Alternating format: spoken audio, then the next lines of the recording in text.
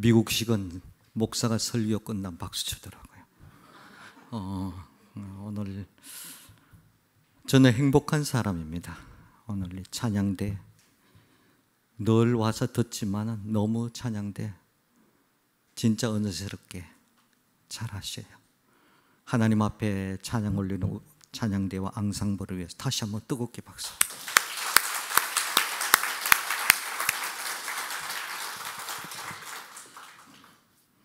제가 사실은 설교를 짧게 하겠다고, 그리고 찬양을 두 곡 했으면 좋겠다고 무리한 부탁을 제가 드렸는데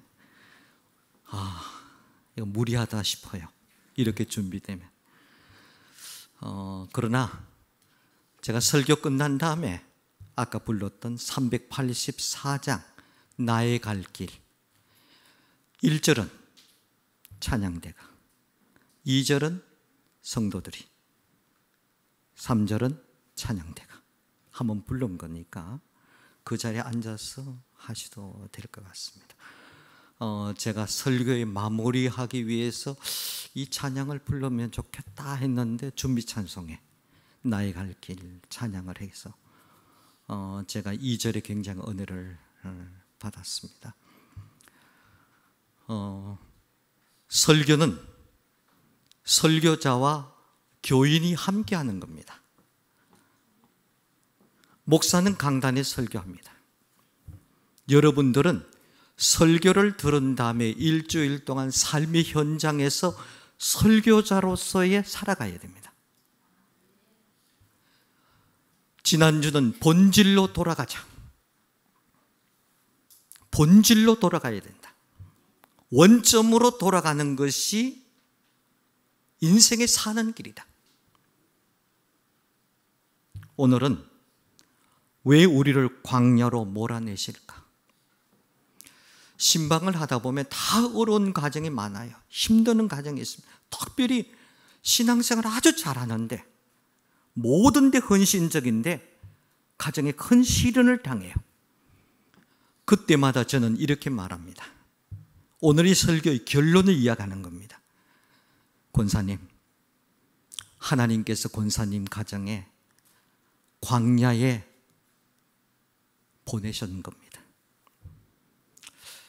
광야에서 하나님께서 또 새로운 가난을 향해서 주기 위한 과정입니다. 이 광야는 지나갑니다. 조금만 기다리세요. 그리고 기도하세요. 이게 제 오늘의 설교의 결론이니까 다 들으신 분, 가도 되겠다는 분 가시도 됩니다. 조용히 가시면 됩니다. 왜 이 설교를 해야 되느냐? 실질적으로 제가 늘 느끼는 문제입니다. 목사도 사고로 죽습니다. 목사도 병들어서 죽습니다. 목사도 힘든 삶의 과정 속에 살아갑니다. 목사님은 뭐 그래요? 아니, 똑같아요. 오늘 우리가 살고 있는 이 사회는 무한 경쟁 시대를 살아가는 우리는 눈만 뜨면 무턱대고 앞으로 달리기를 시작합니다. 왜 이렇게 바빠야 하는지, 누구를 위해서 일하는지 좀 생각할 겨를이 없습니다. 그러나 뜻하지 않는 이 바쁜 삶의 속에 고난을 당합니다. 시련을 겪습니다. 사고를 당합니다. 외롭습니다. 혹은 죽음에 맞닥뜨리게 될 때 비로소 우리는 나 자신의 존재 의미를 생각하고 나의 참모습에 대해서 스스로 묻게 된 것입니다. 어떤 사람이 이렇게 말합니다. 내가 무슨 잘못을 했길래, 내가 그래도 열심히 성실하게 살았는데 나에게 왜 이 고난이 있지, 왜 시련이 있지라고 고난 속에 던지는 자기 자신의 참모습과 자기 존재 의미를 찾게 되는 것입니다. 왜 내 인생이 이렇게 힘들고 불안하는지, 바로 광야 체험을 하게 되는 것입니다.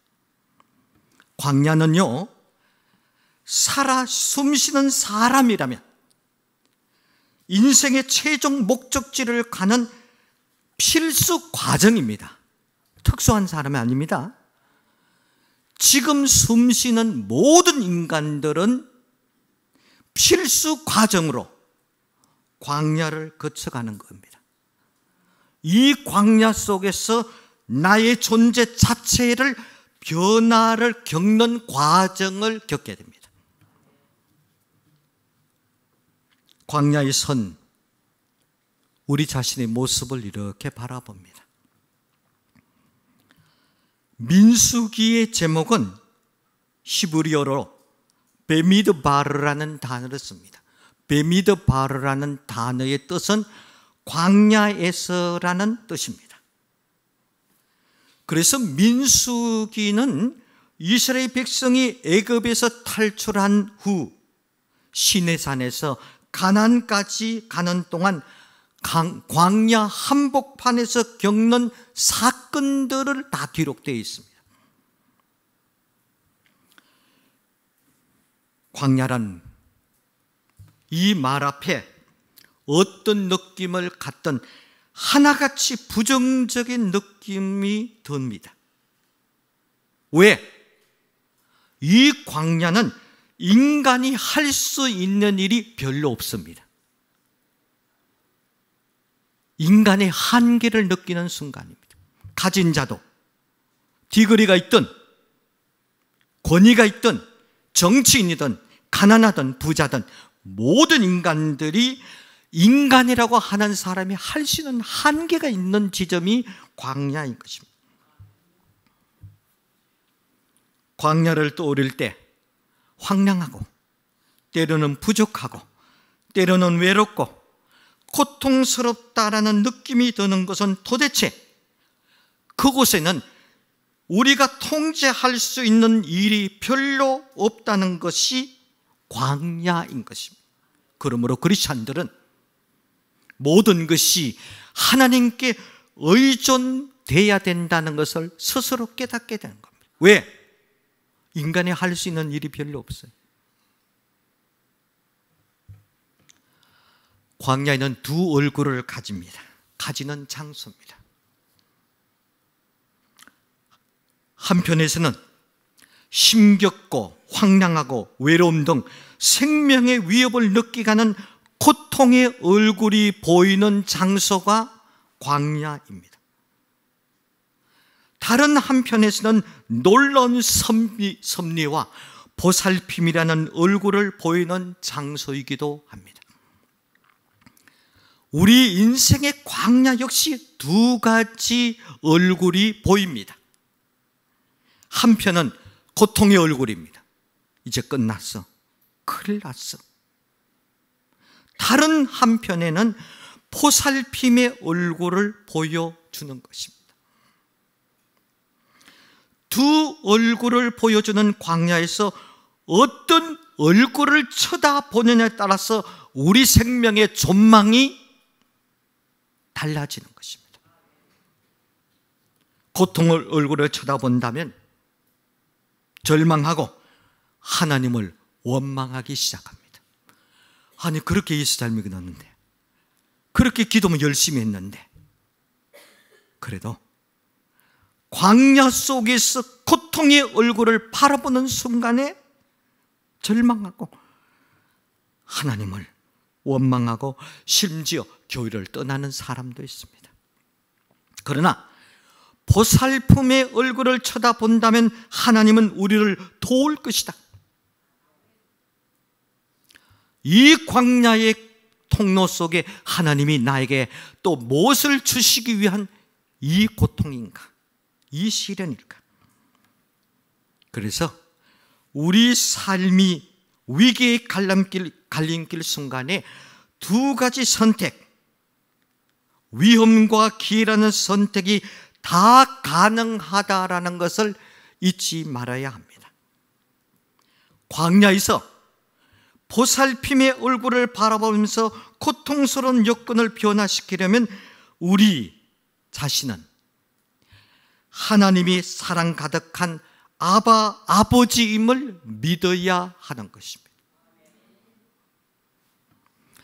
사랑하는 성도 여러분, 다윗도 오랜 세월 광야 생활했습니다. 그것도 사울왕, 그것도 장인의 쫓김을 생명의 위험을 느끼면서 광야 생활했습니다. 위대한 엘리야도 광야에 가서 가시덤불 로덴 나무 그늘에서 죽여달라라고 인생의 고통을 외친 자인 것입니다. 세례요한도 광야에서 외치는 자의 소리였습니다. 예수님도 광야에서 40일 동안 금식 기도했습니다. 그 이후 예수님의 사역이 시작이 되었습니다. 바울을 보세요. 사울이 바울로 변화되는 그 과정 속에 아라비아 광야에서 3년 동안 철저한 자기 내려놓는 작업을 가지고 위대한 바울이 되는 과정이 있었습니다. 하나님은 왜 우리를 광야로 몰아내십니까? 모든 인간, 특별히 모든 그리스도인들은 광야 학교에서 수료증을 꼭 받아야 됩니다. 광야 교육은 꼭 패스해야 됩니다. 패스하지 않으면 안 됩니다. 누구나 이 과정을 겪는 겁니다. 왜 우리를 광야로 내모시는가? 첫째는요, 광야 체험은 참된 나를 만날 수 있기 때문입니다. 현대 영성신학의 아버지라 할 수 있는 토마스 몰턴이라는 사람은 이렇게 말합니다. 현대인은 사회적으로 강요된 착각, 일그러진 자아상을 가지고 살아가고 있다는 것입니다. 현대인은 착각, 그리고 일그러진 자화상을 가지고 있다. 좋은 차를 타면 힘 있는 사람이고, 좋은 옷을 입으면 인격도 좋은 사람으로 착각하고 있습니다. 명함에 그럴듯한 직함이 찍어 놓으면 인품도 그런 것처럼 착각하고 있습니다. 학위를 받으면 그 삶이 박사급인 것처럼 착각해서, 그래서 어떤 사람은 자녀가 왕의 DNA를 가졌다라고도 이야기하고 있는 현실입니다. 음주운전도 합니다. 그리고 뻔뻔스러운 겁니다. 때로는 깡패 두목처럼 행동할 때도 있습니다. 뻔히 아는 것도 거짓말치고 끝까지 밀고 나가는 것입니다. 그런데 이런 착각은 광야에 나가는 순간에 산산이 부서집니다. 한마디로 광야는 인간이 별것 아님을 스스로 깨닫게 만드는 것입니다. 광야에 선 인간, 내가 얼마나 약한지, 내가 가진 소유와 직함이 얼마나 별 볼 일 없는지 알게 되는 순간이 광야인 것입니다. 무엇이 가장 중요한지, 무엇이 내 인생의 첫 번째로 해야 되는 것인지를 고통과 고난과 시련의 광야 속에 들어가면 삶의 우선순위가 나타나기 시작하는 겁니다. 광야는 나를 꾸미고 있는 모든 것이 벗겨지고 내 속에 있는 내 욕심, 욕망, 교만, 탐욕, 거짓이 낱낱이 드러나는 것이 광야인 것입니다. 광야에서 네 참모습을 발견하라는 겁니다. 네 주제를 좀 바로 알라는 말이 것입니다. 너는 결코 창조자가 아니야. 너는 피조자야. 너는 무한한 존재가 아니야. 너는 유한한 존재야. 시작과 끝이 있는 존재야. 욥기 1장 21절에 우리가 이 세상에 나올 때는 벌거숭이로 나왔어요. 적신이라는 거. 갈 때도 벌거숭이라고 합니다. 너 인간, 너 가지고 간 거 아니야? 너 뭐 알몸뚱이로 나왔잖아. 벌거숭이 갈 때도 너 다 벗고 가잖아. 적신신앙이라는 거. 이것을 광야 교육, 광야 과목 속에서 나에게 주는 유익입니다. 예수님께서 우리에게 궁극적으로 주고 싶은 예수님의 중요한 메시지는 요한복음 8장 32절에 진리가 너희를 자유케 하리라 라고 말합니다. 진리의 본체가 누굽니까? 예수 그리스도입니다.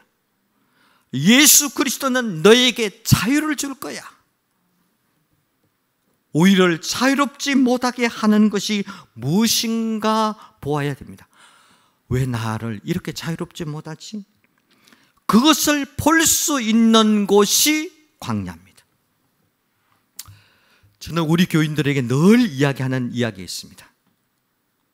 여러분 자신에게 스스로 점수를 많이 주지 말라. 내가 60밖에 안 되는데 스스로 80을 주면요, 20이란 이 갭 때문에 내가 얼마나 외식하는 자가 되는지 몰라. 그 20이라는 그 잘못 것 때문에 감사하지도 못하고 교만하고요, 뻣뻣하고요.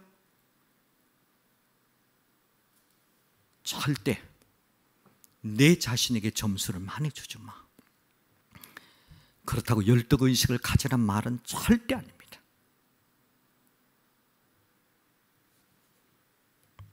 헨리 나우에는 그의 책 가운데서 마음의 길이란 책이 있습니다. 두라노에서 나온 건데 한번 보도 참 좋을 거예요. 마음의 길이란 책에서 참자가 태어나는 곳, 그 책 내용에서 이렇게 말합니다. 헨리 나우의 광야로 나아가는 고통과 고독의 훈련은 거짓된 자신이 죽고 자아가 죽고 참 자아가 태어나는 곳이다라고 말합니다. 기독교의 신비 가운데서 에카르트라는 사람은 이렇게 유명한 말을 하고 있습니다. 하나님께 도달하는 과정은 영혼에 무엇을 덧붙이는 것이 아니라 영혼에 묻어있는 그 무엇을 더 털어내기 위해서 예수 앞에 내가 선다는 겁니다. 오늘 여러분들 예배를 드리잖아요. 내가 많은 것을 더 소유한 것보다도 소유하지 말아야 될 것을, 더 많은 것을 내버리기 위해서 말씀을 듣는 거예요. 믿음은 소유격이 아니에요. 믿음은 더 많은 것을 비우기 위한 작업인 겁니다. 비우면 그 속에 나의 아름다운 본질이 나타나는 것입니다. 상처받은 나의 마음이 치료될 수가 있다라는 말입니다. 그런 의미에서 저는 그렇게 표현하고 싶어요. 고난과 고통의 현장은 변화의 용광로라고도 표현하고 싶어요. 나를 변화시키는 용광로가 뭐냐? 고난과 고통인 것입니다. 그래서 광야 교육, 광야, 고독, 외로움, 고통, 고난, 나를 아름답게 발견하는 순간이다. 두 번째는 광야는 하나님을 만날 수 있는 현장입니다.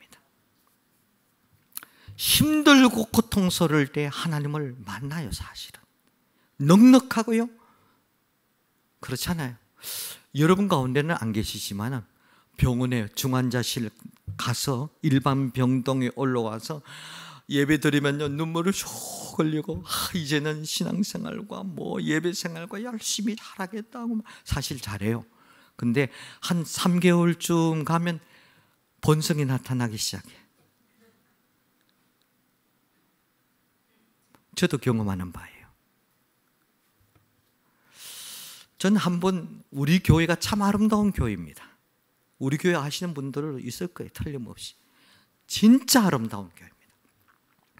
아름답기 때문에 그 아름다움을 끝까지 보존하기 위해서는요, 목사는 더 고통스러운 겁니다.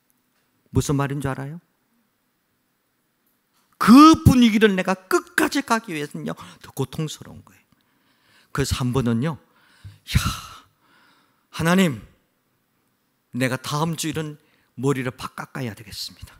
사실 그렇게 하고 싶었었어요. 머리를 팍 깎아야 됐어요. 그리고 평일에 머리 깎고 와서 가방 모자 딱 쓰고서 주일날 강대상 올라가서 모자를 탁 벗으면 교인들이 놀라 자빠질 거예요. 목사님 왜 이럴까? 머리는 안 깎습니다. 그러나 이런 결단 속에 하나님은 더 만나게 만들어요. 왜 성령이 우리를 광야로 몰아내십니까? 광야는 하나님을 만날 수 있는 곳이기 때문이에요. 히브리어에서 광야라는 것은 미드바르라는 단어를 씁니다. 광야, 미드바르라는 이 단어는 하나님의 말씀이 있는 곳 그 뜻입니다. 광야는 하나님 말씀이 있는 곳이라는 겁니다. 말씀이 계신 곳에 누가 계십니까? 하나님이 계시는 거예요. 광야는 세상 소리가 들리지 않아 온전히 하나님 말씀만을 들을 수 있는 곳입니다. 그 말씀이 거울 앞에 거짓 자아가 죽고 참 자아가 살아나는 것입니다. 그래서 광야는 변질된 나 자신을 변화시키는 현장이다라고도 표현하는 것입니다. 광야는 어떤 방해도 없이 하나님을 온전히 만날 수 있는 자리입니다. 복잡한 것 아니, 지금 위기와 고통과 위험 순간에 뭐 생각할 겨를가 있어요? 놀러 갈걸요? 다음 주일날 친구하고 갈 것? 그런 생각 겨를이 없어요. 그냥 기도도 굉장히 짧아져. 급할수록 기도는 짧아집니다. 편안하니까 기도가 길어지는 거예요. 문장도 길어져. 진짜 급하면요, 하나님 살려주세요. 하나님 살려주세요. 근데 그 살려달라는 속에는 회개도 있고요, 간구도 있고, 나 혼자는 괜찮아요, 이 자식들 두고 가면 어떻게 합니까 하는 다 내용이 포함되어 있는 거예요. 현대사회는 모든 것이 넘쳐나기 때문에 내가 가난하다고 느끼지만은 광야로 나가면 내가 아직까지 너무 많은 것을 가지고 있는 자로 느끼게 됩니다. 그마저도 거의 쓸데없음을 스스로 깨닫게 되는 것입니다. 요사이의 사람들이, 잘난 사람들이 너무 많기 때문에 내가 초라하게 느껴지지만은 광야로 나가면 내가 얼마나 소중한 존재인 것을 깨닫게 됩니다. 자존감을 가지게 됩니다. 자기 존재에 존중감을 가지게 됩니다. 내가 얼마나 귀한 존재인 줄 아느냐? 시편 40, 이사야 43편 43장 4절 말씀에 보면 나는 보배롭고 존귀하자라고 이사야 43장 4절에 말합니다. 고난을 딱 겪고 육신의 고통과 땅 순간 나라는 존재가 얼마나 귀한 건가. 나 혼자가 아니야. 나로 인해서 딸려는 남편도 있어, 아내도 있어, 자식도 있어, 형제도 있어, 교인도 있어. 하나님, 어느 순간에 나는 혼자가 아니고 하나님 앞에 많은 사람들에게 책임져야 될 존재인 것을 깨닫게 됩니다. 그래서 자존감을 가지게 되는 겁니다. 그래서 내 목숨을 마음대로 하지 않습니다. 여러분 중에 혹시나 오늘 예배 참 여러분 중에 요즘 메마른 광야에 내가 내몰린 것 같다라고 생각하신 분이 계십니까? 경제적으로, 때론 건강적으로, 가족 간의 문제, 때로는 인간적으로 고독과 시련의 바람을 맞으면서 내가 광야의 한복판에 서 있는 것 같습니까? 인간이 완전히 하나님을 떠나버렸다고 생각될 때 하나님은 결코 그 사람을 버리지 않습니다. 광야는 저주가 아닙니다. 여러분 지금 당하고 있는 시련은 저주가 아니에요. 보살핌이 얼굴을 바라보는 순간이에요. 광야는 사랑의 하나님이 나를 기다리고 계시는 만남의 장소입니다. 하나님이 좀 만나자는 겁니다. 왜 너 그렇게 바빠? 너 과거는 그렇지 않았잖아. 과거는 그래도 나하고 깊은 연애를 했잖아. 근데 너 요새 나 모른 척하고 있어. 좀 만나자. 이것이 바로 광야의 장소라는 말입니다. 잃어버렸던 약속이 회복되고요, 하나님이 허락하셨던 축복을 되찾는 곳이 광야인 것입니다. 그러므로 마음의 문을 열고 고통과 고독 속에서 나만을 온전히 기다리시는 그 하나님을 만나시기를 바랍니다. 교회당에 왔으면 하나님을 만나는 것이 아니에요.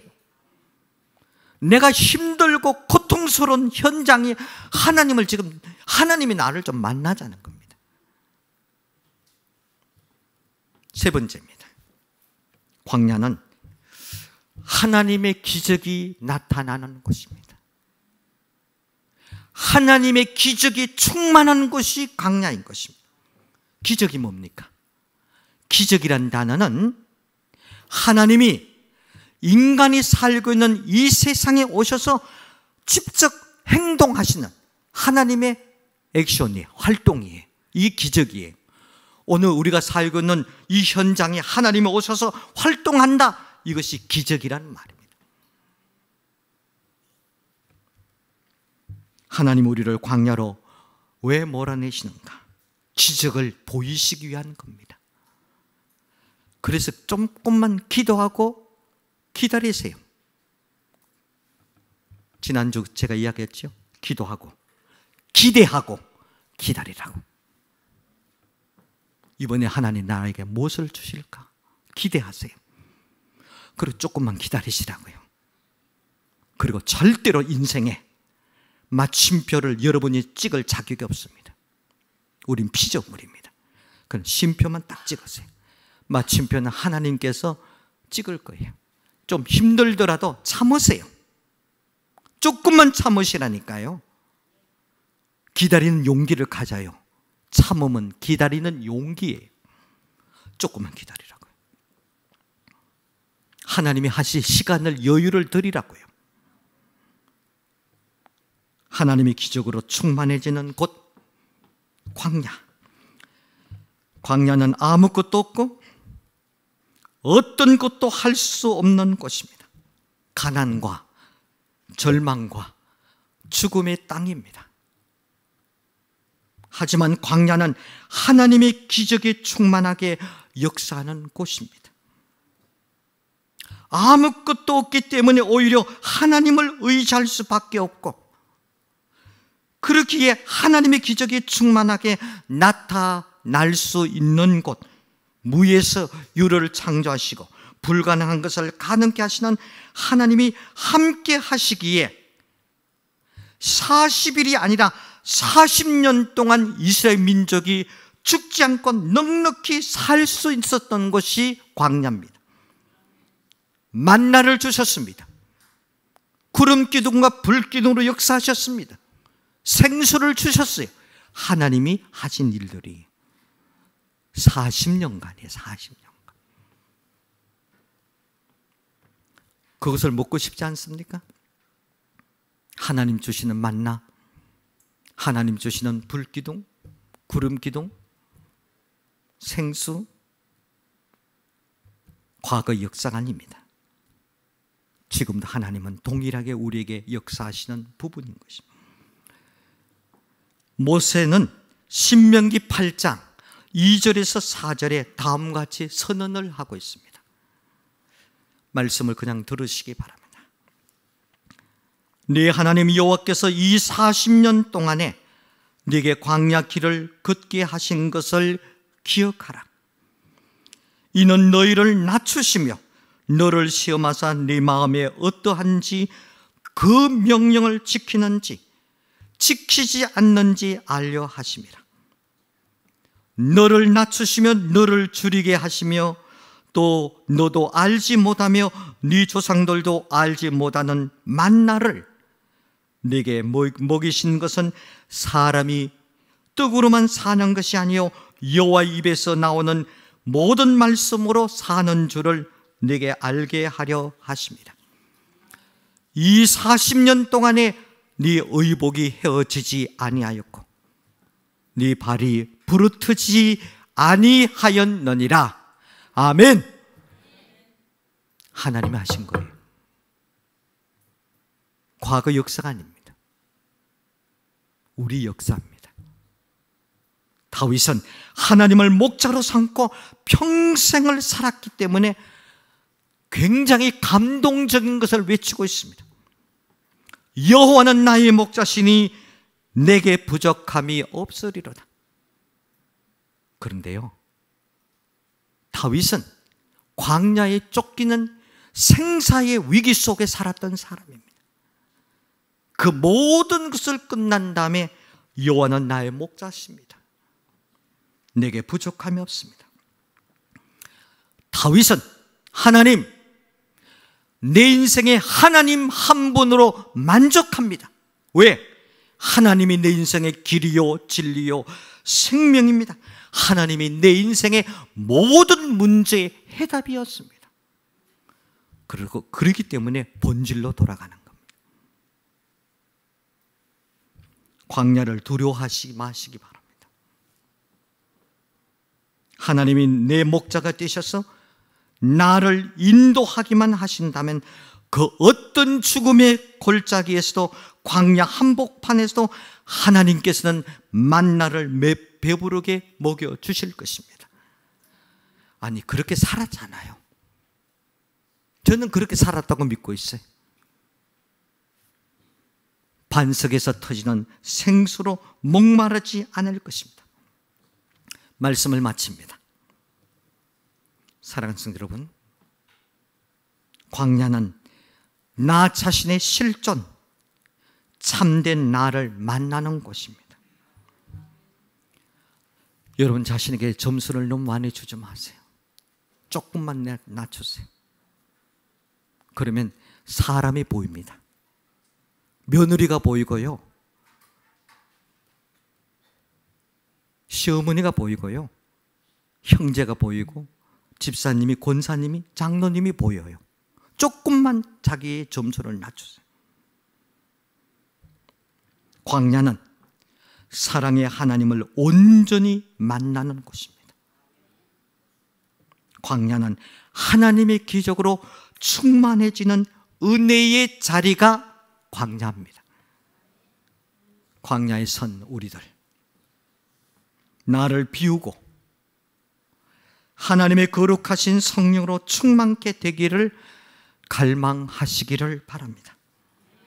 거짓된 나 자신이 부서지고 십자가 앞에 엎드려 살아계신 하나님을 만나시기를 바랍니다. 하나님만이 우리 인생의 모든 문제의 해답이 되십니다. 그분을 온전히 만날 수 있는 곳이 광야일 것입니다. 그런 의미에서 좀 힘듭니까?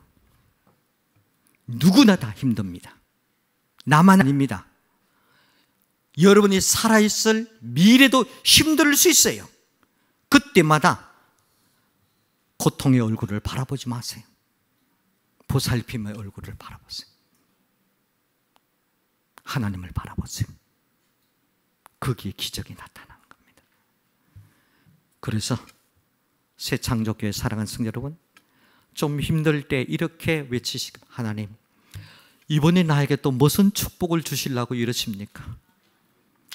내가 당하는 이 고난이 길지 않고 스스로 견딜 수 있도록 믿음 주십시오.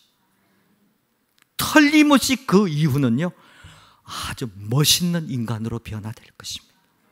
이런 축복을 받는 여러분들이 다 되시기를 바랍니다. 384장 1절은 찬양대, 그리고 2절은 다 같이, 3절은 찬양대. 가사를 이렇게 보시기 바랍니다. 가사를 띄워주실 수 있겠나요? 네.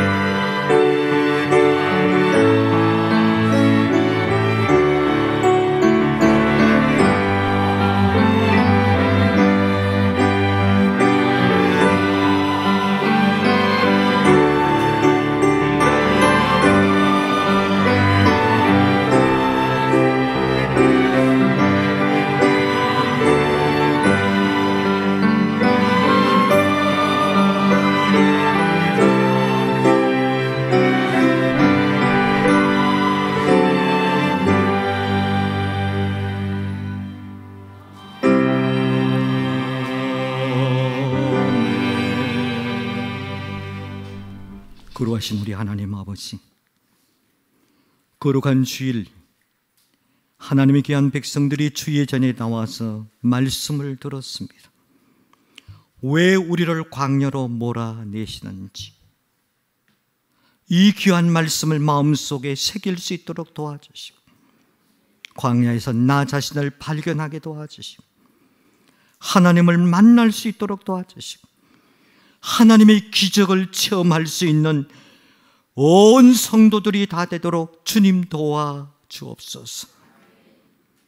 새 창조교회 사랑하는 모든 성도들 심령 속에 개인과 가정, 또 가족들 위해 하는 생업과 사업 위에 늘 넘치는 복으로 채워주시고, 이 땅에 내가 살아가는 목적을 바르게 알고 하나님의 영광을 위해서 살아가는 성도들이 다 되도록 도와주옵소서. 이 교회를 지금까지 지켜주신 하나님 아버지, 우리 새 창조교회를 하나님께서 든든히 붙들어 주시고 세우신 하나님의 뜻과 목적을 이루어 주옵소서. 귀한 담임 목사님 세워주셨사오니 능력을 허락하여 주시고 늘 성령 충만하게 역사하여 주시사 강단에서 외칠 때마다 온 성도들 심령 속에 말씀으로 새 생명들이 살아나게 도와주옵소서. 목사님과 가족들 위에도 건강을 허락하여 주시고 휴가를 잘 마치고 건강하게 돌아올 수 있도록 도와주옵소서. 온 성도들이 목사님 목회의 좋은 동력자들이 다 되도록 지혜도 주시고 능력도 허락하여 주옵소서. 우리 하나님, 말씀을 듣고 각자의 삶의 터전으로 흩어져서 일주일 동안 이 말씀을 붙들면서 기도하며 고민할 수 있도록 도와주옵소서. 예수님 이름으로 기도드립니다. 아멘.